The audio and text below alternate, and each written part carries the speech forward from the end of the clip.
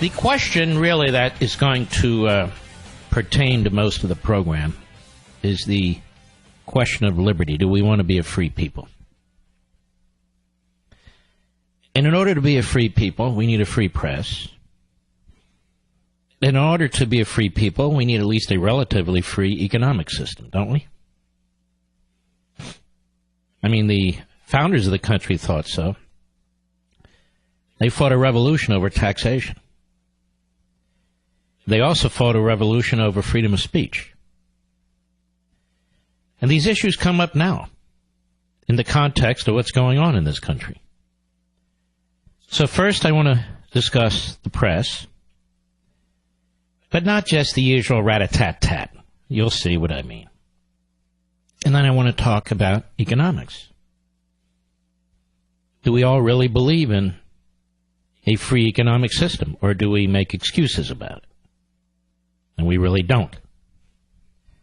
So let's take the first part of this. And there are other things to get into too, but let's take the first part of this. President of the United States is in Britain. President of the United States is in Britain, and we have in the media tormentors and provocateurs. We have some reporters, but they're few and far between, and they're shrinking in numbers. We have pseudo-reporters for the most part.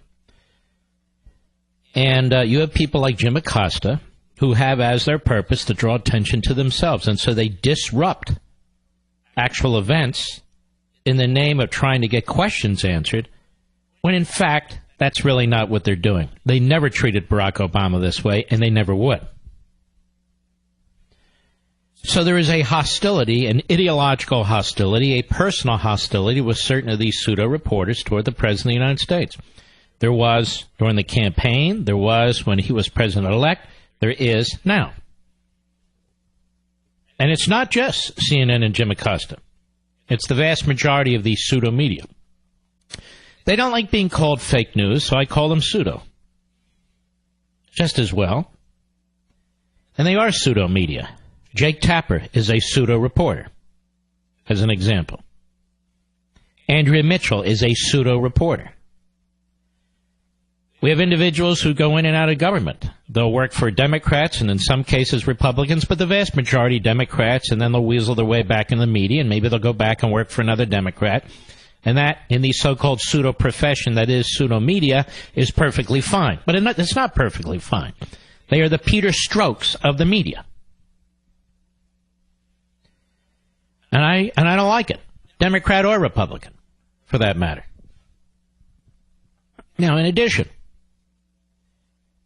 you have these events that go on outside the country now, the President of the United States in England.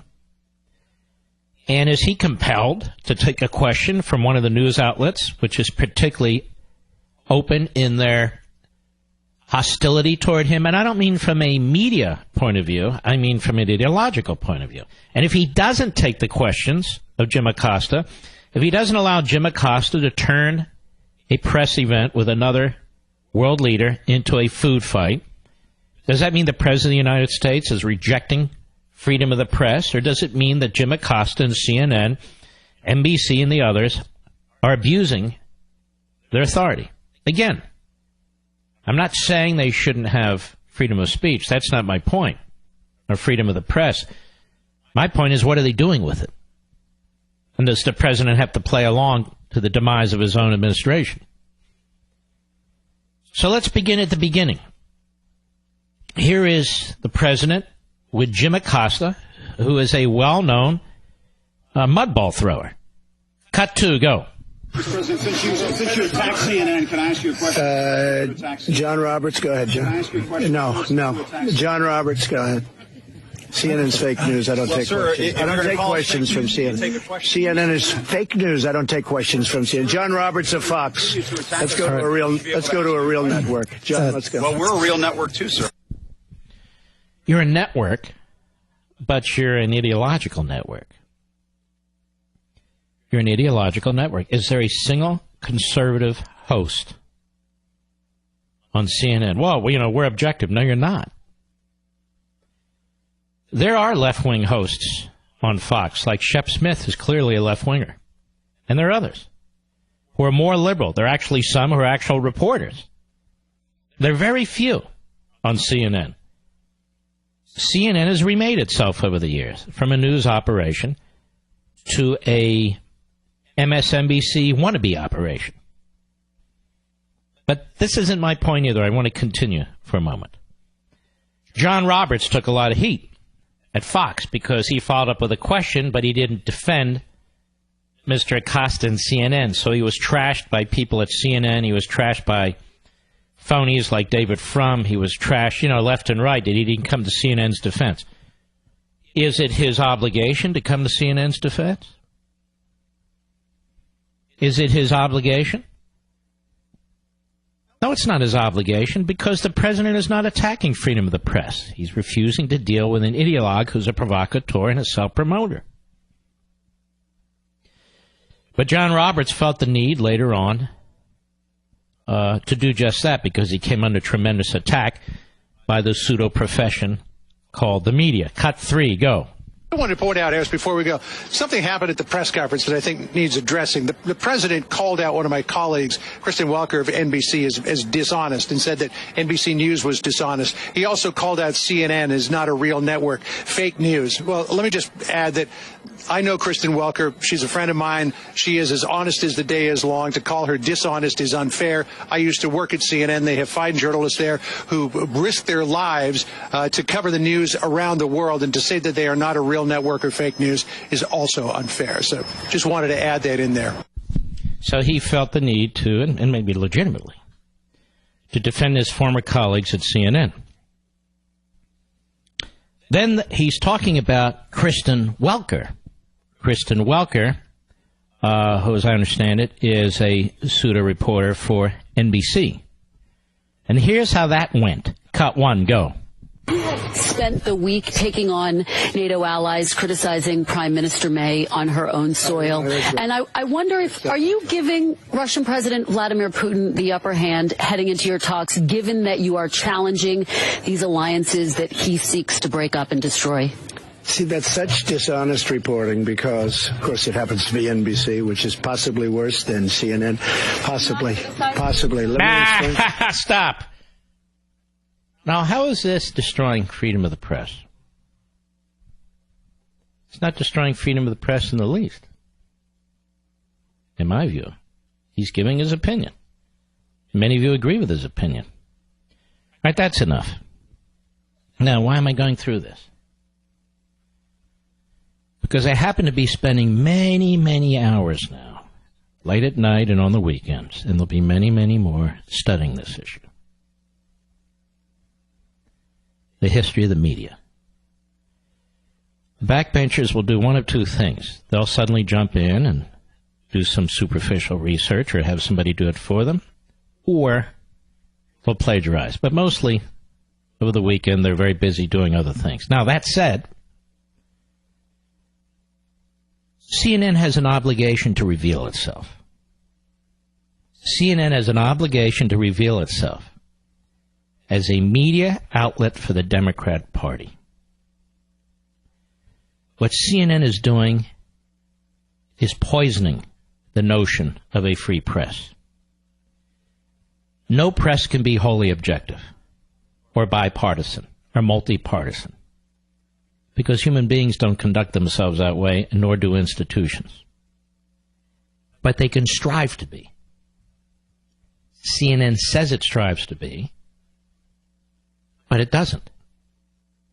CNN has as its purpose, just listen to the various hosts. They're almost a conga line that pretty much dances and sings the same way. They have a choir there. They have as their purpose to demean, degrade, and undermine this president. Now, that's perfectly fine. But reveal yourself. Don't pretend you're a news operation. Jake Tapper, you're not a reporter. You can slap yourself on the back and pretend to be a reporter. You're not a reporter. Jim Acosta is a court jester. He's not a reporter. The Democrats love Jim Acosta. Why? The Democrats love Jake Tapper, even though now and then he pretends to be Tim Russert. He's no Tim Russert. Tim Russert was a reporter. One of a handful still in this country while he was alive. But Tapper's not. Tapper's pedigree indicates that he's not. But he's not the only one. Andrea Mitchell. Andrea Mitchell has spent decades trashing Republicans. Decades. Now, we all know this. We're not stupid. We are, at least theoretically, consumers of the news. MSLSD, a.k.a. MSNBC, a.k.a. nut jobs. They pretty much reveal who they are. They don't say they're for the Democrat Party, but everybody knows. You want to listen to the hard left kooks, you go to MSNBC. Now, CNN has surrendered its news operation. It still pretends to be a news operation. It can't go through a damn airport without CNN being on TV because they monopolize this, as I've talked about over the years. They monopolize it somehow, some way. And so the President of the United States, this is one of the reasons I couldn't be happier with this president. He's exposed it. He's exposed them. All those decades where these pseudo-media outlets went after George W. Bush, George H.W. Bush, Ronald Reagan, and you can go back. All those decades, Walter Cronkite, who else? Dan Rather, Tom Brokaw. They were all of the same ilk. Now, they behaved themselves a little better, but not much. They were very pretentious about who they were, but still they are and were who they are and are. So here's the point to you. Who is damaging freedom of the press in this country? News outlets like CNN that won't reveal what they really are, who they really are, while pretending to give you news. The New York Times, which has, I don't believe, any time in modern history endorsed a Republican for President of the United States, and same with the Washington Post.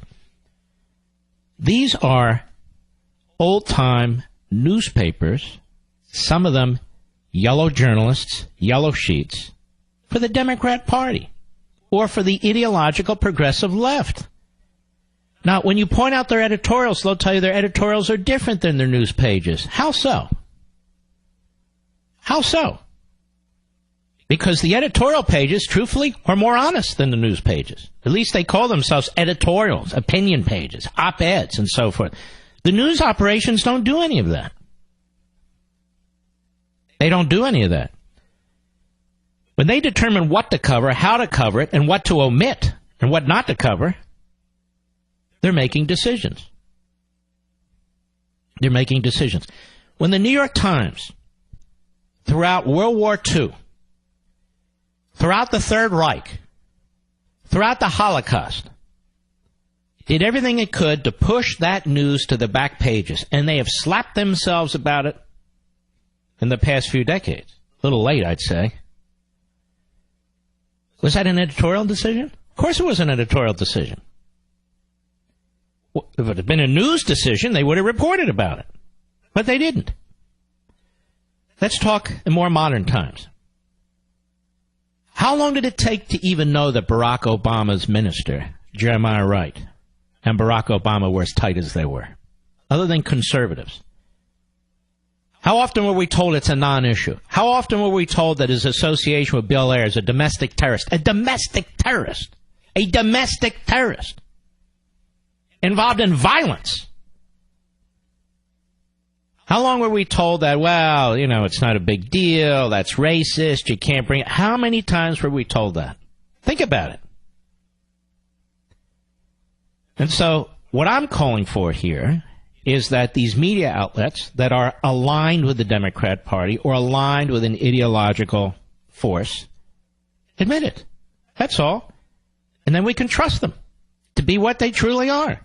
But as it turns out now, you hear this guy Acosta, or you hear these other reporters, and they have to defend themselves against, Trump and so forth and so. All Trump is doing is calling out the obvious. What about Fox, you say? Well, Fox is more conservative than the others. Well, should they reveal themselves? If Fox gets rid of all those Obama people that they put on those panels and Shep, and some of the others, Chris Wallace, who really is a professional in my view, gets rid of those people, then they can call themselves a Republican Party cable network. But they try more than the others. They try more than the others to do what they're supposed to do. It's just that they're so rare because they're not part of the hardcore, radical, progressive media outlets that they're viewed as this really, really right-wing operation. And I can tell you, being there right now, that's simply not the case. We'll be right back. Mark Levin.